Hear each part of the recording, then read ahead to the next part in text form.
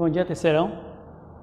Hoje nós vamos dar um grande salto dentro da concepção filosófica, que é a crítica à razão. Temos dois teóricos que a gente vai começar a se questionar se existem semelhanças ou diferenças. Temos Nietzsche e temos Foucault. Nietzsche usa uma expressão interessante. Eu não sou um homem, eu sou uma dinamite. Você imagina quando ele diz essa expressão? Nós sabemos a força que a dinamite tem quando ela é lançada em determinada situação ou momento, o estrago que ela faz. Então Nietzsche surge nesse período para mostrar para nós que a filosofia, os seus questionamentos, veio para mudar um conceito que já estava habituado cada um de nós. Dentro dessas perspectivas, existem três coisas que às vezes podem nos assustar. Não existe Deus, não existe alma e não existe sentido da vida. Comece a imaginar a sua vida agora nesse momento sem esses três conceitos. A partir de agora, para a gente, Deus não existe mais, não existe alma e não existe sentido para a nossa vida. Comece a pensar nesse momento, nessa situação. Até porque o mundo é realidade a ser reconhecida e a vida deve ser realizada com plenitude. Ou seja, faça a teu momento, a tua existência como se fosse sempre o último instante.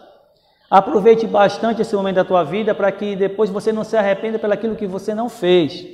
O importante é a gente se arrepender pelaquilo que a gente deixou de não fazer naquele momento. Por isso que ele diz que esses três conceitos, Deus, alma e sentido da vida, a gente tem que começar a nos questionar em relação a isso daí. O que nos move é a vontade de viver. Ou seja, o que nos impulsiona cada vez mais para frente é esse desejo, essa necessidade de buscar viver em plenitude. Vamos imaginar as pessoas que estão vivendo um momento difícil na sua vida, de alguma doença terminal, elas aproveitam cada instante como se fosse o último. E é para a gente se questionar como é que a gente está aproveitando a nossa vida, de que forma essa vida está sendo aproveitada, de que maneira. Luta contra os padrões de moralidade e valores através do estabelecimento de novas referências, ou seja, Nietzsche questionava uma coisa em relação, principalmente ao cristianismo, que ele falava a expressão bom cristão, que é mais ou menos assim. Se eu sou bom, eu vou para onde? Eu vou para o céu, eu vou para determinado local. E para ele, o homem deve estar além disso daí. Você tem que ser bom, não é porque alguém me diz que eu tenho que ser bom, porque eu vou alcançar alguma coisa. Isso tem que partir de você mesmo, da sua interioridade. Por isso que ele dizia que eu tenho que começar a partir daí ter novas referências, não influenciado, buscando, imaginando que existe alguém que me ensine a forma de ser uma pessoa boa. Não existe igualdade, existem os fortes e os fracos. Então, para ele existiam duas pessoas importantes dentro desse processo todo, aqueles que são fortes e aqueles que são fracos. E quem são os fortes? São aqueles que criaram as civilizações. E quem são os fracos? São todos os moralistas. Vamos imaginar, por que ele usa a expressão fraco e forte? Quando é que a pessoa passa a ser forte? É quando ela assume o seu papel e começa a partir daí criar possibilidades e conceitos importantes que fazem com que ela supere a sua realidade. E quem é fraco? É aquele que segue determinado tipo de apresentação de uma regra, de um conceito, de uma ideia, e a partir daí não tem como sair dessa realidade. Por isso que ele diz, nós temos que ser as pessoas fortes, tá? Que conseguem superar os fracos. Porque ele apresenta para nós uma valorização do indivíduo. Nós somos pessoas importantes. Cada um de nós que estamos aqui nessa existência, que existimos nessa realidade, o nosso papel é ser um transformador, um renovador. Por isso que ele chama a atenção para o indivíduo e começar a perceber que esse indivíduo pode transformar a sua realidade, ele pode mudar tudo aquilo que está ao seu redor, mas ele tem que dar o primeiro passo. Não influenciado por um pensamento, por uma ideia, por um conceito, mas por si só. Tanto que ele apresenta para nós a figura do super-homem, que é aquele que tem a capacidade racional, a vontade de poder. É aquela briga entre tu deves e eu quero. Tu deve ser o quê? Professor, engenheiro, médico, advogado, mas será que é isso que você quer? É esse desejo que você tem? Por isso que ele dizia que existe essa briga constante entre aquilo que eu devo e aquilo que eu quero. Qual é o mais importante? O dever ou aquilo que você quer ser? Porque nessa briga cotidiana que vai acontecendo entre nós, e ele apresenta através desses seus conceitos, por isso que nesses 3 momentos, essa não existência de Deus, da alma e do sentido da vida, faz com que a gente comece a ter essa atitude aqui, desse super-homem que consegue superar todos os conceitos morais que existiam na concepção dele da igreja, principalmente da religião, que impedia o homem de ver que estava além. Porque se eu chegasse até aqui, se eu sou uma pessoa boa, eu vou até aqui, e isso basta. Para ele você tinha que estar além disso daí. Só que isso daí é uma coisa que se dá constantemente, é uma briga ferrenha com você mesmo. Porque imagina, na idade que você tem, tudo que você aprendeu foi através de que alguém te ensinou, alguém te mostrou, você deve ser assim, você deve ser desta forma. E Nietzsche diz para a gente o quê? Que eu devo estar além disso daí, eu devo superar isso daí. Eu devo ser esse super-homem. Eu devo olhar para mim e a partir daí dar esse grande salto. Porque quando Nietzsche ele sai da história e entra o segundo que nós temos pensador, que é Foucault, ele vai nos dizer o que no seu pensamento? Não me pergunte quem sou e não me diga para permanecer o mesmo. Ou seja, se a pessoa não me conhece, como é que ela pode dizer que eu sou isso, eu sou aquilo? Outra perspectiva sobre o poder. Então, a preocupação de Foucault, nós vimos que Nietzsche, a preocupação dele era em questão principalmente com a moralidade. Aquele que é dominado por um conceito, por uma ideia, por um pensamento. E Foucault faz uma outra possibilidade, que é você começar a olhar sobre o poder que está ao teu redor, que está também além do Estado, governo e sistema político. Para ele, Foucault, poder não é aquilo que você vê no seu Estado, na política, em determinadas situações. Ele diz que esse poder está para além disso daí. Porque ele diz que o discurso como instrumento que cria verdades, conceitos sociais, saberes e dominação. Então a gente percebe que existem muitos discursos hoje por processo de dominação, de a pessoa ter um controle sobre você. Vamos imaginar, aqui no nosso momento que a gente não está em sala de aula, temos a figura do professor que está aqui com você, ele exerce esse poder, que às vezes pode ser até um poder de dominação, porque diz, se você não fizer isso, você vai ser punido desta forma. Por quê? Porque ele precisa encontrar dentro da realidade essa harmonia. Então, às vezes, esse poder passa a ser, nesse momento, na sala de aula, porque ele quer atingir um objetivo. Por isso que isso acaba criando na nossa cabecinha uma verdade. Então eu tenho que ser um aluno assim, dessa forma, desse jeito. Eu tenho que ser um filho dessa forma, desse jeito, porque eu vou receber alguma coisa se eu agir dessa forma. Por isso que ele chama a atenção. Eu não devo agir dessa forma. Eu tenho que ter esse cuidado, se às vezes isso acaba me dominando e me cegando de ver as possibilidades, de olhar o que está dentro da minha realidade. Segundo pesquisadores, há sete tipos de inteligência que a gente chama de inteligência emocional. E ele faz o questionamento, dentro do sistema educacional, só há uma, que é a lógica matemática. Ou seja, parece que a educação é você só saber ler e escrever. Será que é isso que a gente deve aprender nesses 11 anos que você está nesse processo, agora no terceiro ano, está terminando? Mas será que você criou uma possibilidade de ver um conceito diferenciado, um conceito novo? Ele divide o poder de duas formas. Uma que ele chama de micropoder e biopoder. E esse poder como prática social presente nas relações. Ou seja, toda relação que você tem, Estado, escola, família, igreja e trabalho, esse processo todo daí começa a fazer com que você exerça um tipo de poder, tá? Aonde existe uma sociedade disciplinar e uma sociedade de controle. Aonde a arquitetura de poder favorece a vigilância. Vamos imaginar, quando a gente olha para a nossa escola aqui, nós percebemos que existem câmeras na sala de aula, nos corredores. Qual é o objetivo de existirem câmeras, não só na nossa escola, mas na rua, em determinados locais? É porque a partir daí vai inibir o indivíduo, ela exerce um poder para que a pessoa tenha um comportamento A, B, C ou D. E ele chama a atenção que dentro dessas relações, nesse jogo de poder que existe, ele chama a atenção aqui para a igreja, onde existem corpos dóceis aptos para a dominação. Qual é a preocupação dele? Existe não só na questão de igreja, não, pode ser em qualquer segmento. O importante é que você comece a observar que tipo de poder está sendo exercido sobre a tua pessoa, sobre a nossa pessoa, e que tipo de comportamento eu passo a ter nesse instante.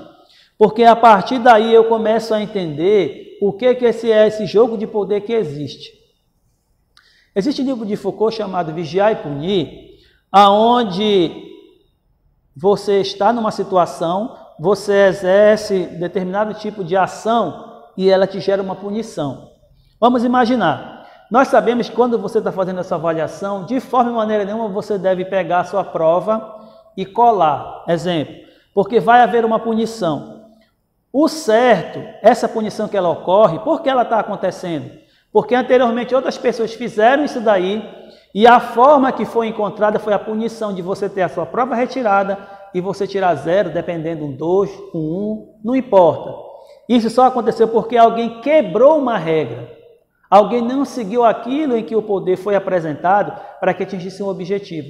A gente tem que ter esse cuidado que quando eu recebo uma punição, não foi justo, não é correto. Mas antes pense por que existe essa punição, por que ela está presente ali, por que ela tem que ser dessa forma. A partir daí você vai começar a entender como é que esse jogo de poder ele é exercido dentro do teu cotidiano, da tua realidade. Porque nós lembramos, a gente não pode esquecer que essa forma de poder está presente em toda e qualquer relação. Na sua família, nos seus relacionamentos com a pessoa com quem você está hoje, com o seu namorado, com a sua namorada. Ou seja, toda a relação que você tem, existe ali dentro um jogo de poder. Alguém tem que ter esse domínio.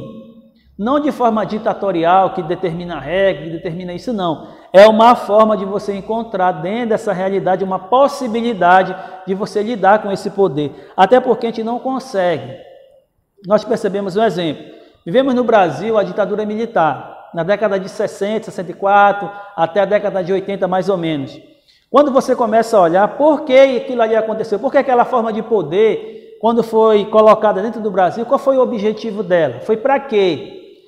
Porque existia muita bagunça, era a forma que foi encontrada para solucionar os problemas que existiam e tal. Ela surgiu com um objetivo. Hoje vivemos uma democracia no Brasil e que forma esse poder está acontecendo no nosso dia a dia e que maneira ele está favorecendo cada um de nós? Como é que isso aí pode estar acontecendo? Porque quando a gente volta aqui para Nietzsche, onde ele coloca para nós que esse indivíduo, esse ser que é dotado de capacidades de mudar a sua realidade, ele tem que se desprender de uma ideia, de um pensamento, de um conceito, e a partir daí se torna essa valorização desse indivíduo, através desse super-homem que consegue, através do seu pensamento, da sua ideia, da sua vontade de poder, mudar a sua realidade.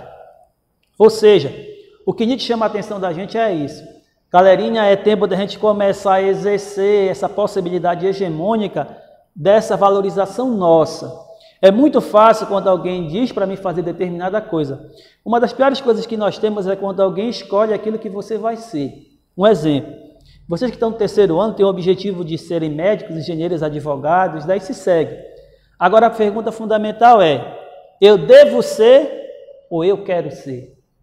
O que tu deve ser? O que tu quer?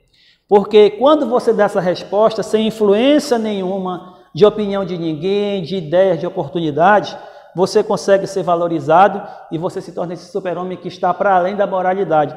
Porque a preocupação de Nietzsche era essa, quando o indivíduo começa a ter atitudes, porque existe uma ideia, um pensamento, que você deve ser bom porque você vai alcançar algo melhor, isso daí preocupava muito ele, porque o homem tem que ter essa capacidade, através de seus conceitos, superar isso daí e a partir daí ser esse indivíduo que assume com responsabilidade seus atos.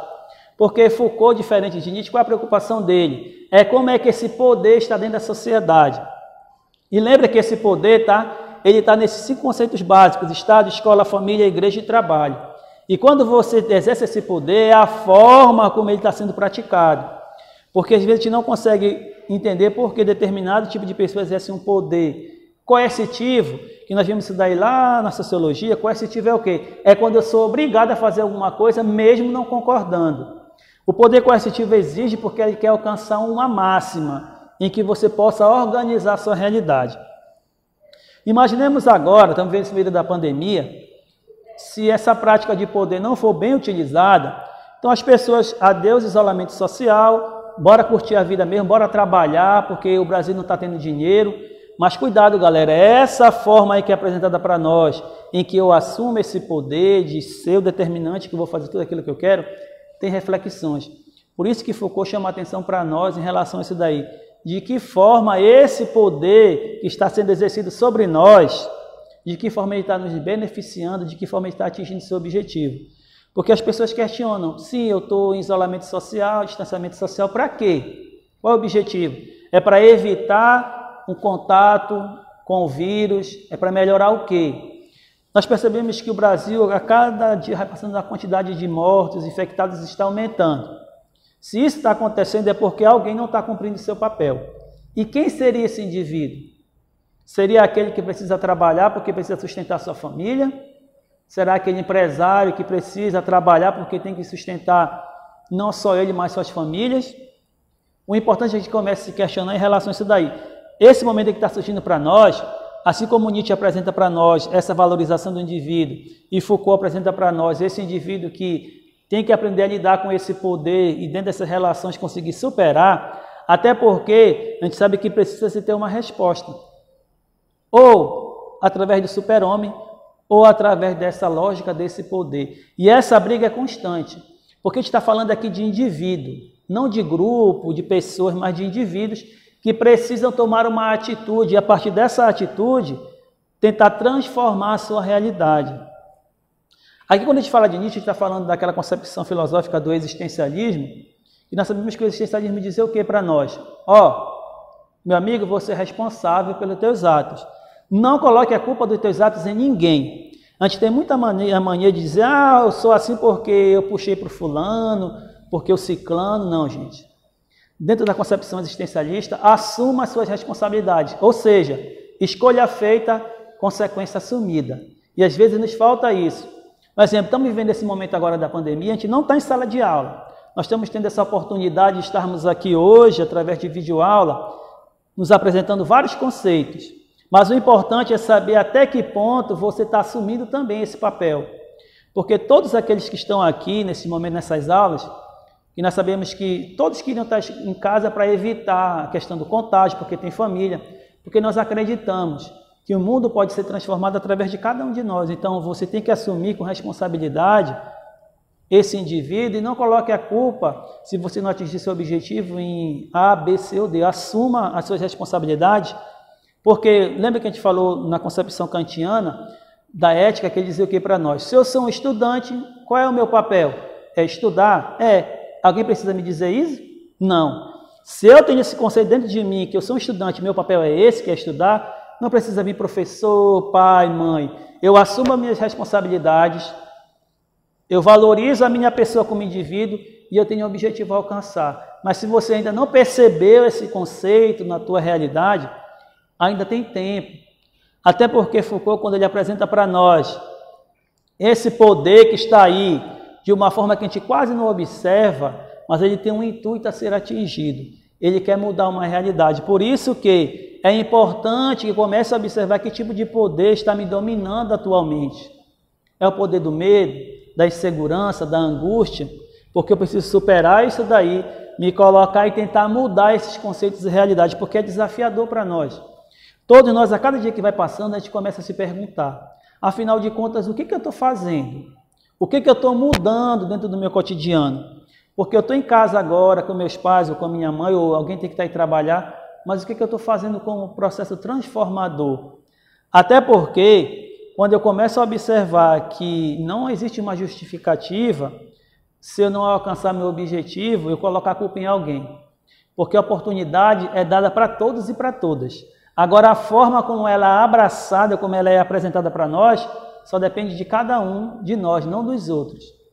Por isso, galera, escolham aquilo que é melhor para vocês. Eu sei que muitas pessoas podem estar dizendo para você, seria bom que você fosse isso, que você fosse aquilo. Lembra do tu deves e eu quero? O que tu deves ser? O que tu quer de verdade? Eu devo ser assim porque fulano, ciclano, beltrano é? Ou eu quero? Agora imagina, eu quero ser médico ou eu quero ser um professor? O que você gostaria de verdade? Ser médico ou professor? Eu digo isso daí porque há muito tempo atrás era uma alegria de uma família quando tinha um professor. principalmente para um pai, para uma mãe. Hoje, quando você fala de ser professor, as pessoas parecem que é que nem o coronavírus, querem distância. Mas, galera, as profissões só existem por causa dos professores que vocês têm. Valorizem esse indivíduo, independente se você não quiser ser um professor, mas valorize aquilo que você tem. Aquele indivíduo que se coloca todo o processo do conhecimento para te ajudar. Então, valorize aquele que você tem. Não é questão de professor, não.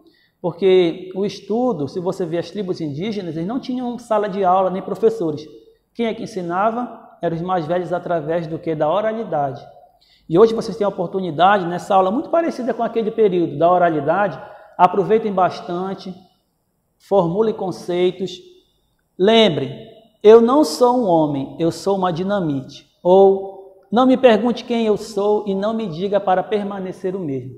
Valeu, galera, bom dia e até a próxima.